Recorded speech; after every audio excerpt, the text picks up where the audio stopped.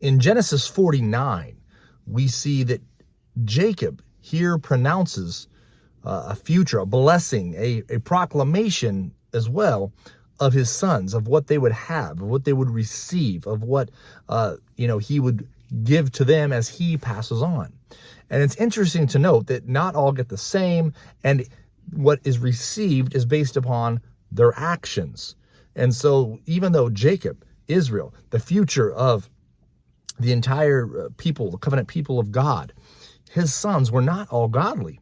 And he realizes this, and he, in a certain sense, proclaims a judgment in the sense of certain actions lead to not receiving a blessing or reward, or at least not receiving one as well as would have been received if their actions would have been godly. And I think this all goes to show that just because we're raised in a godly family or around godly people, that people, children, and people around us will make ungodly decisions. And there are consequences for those decisions. And sometimes people feel as though, they were cheated or they should have gotten more.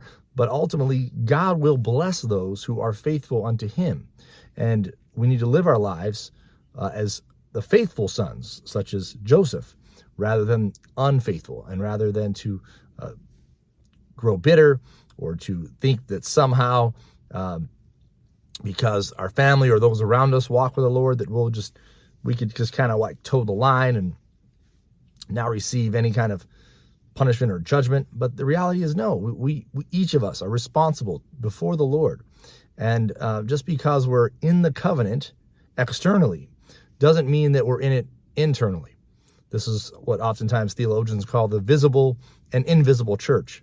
So we might visibly be part of the people of God. We might visibly be in the church, and so will our children and friends and family.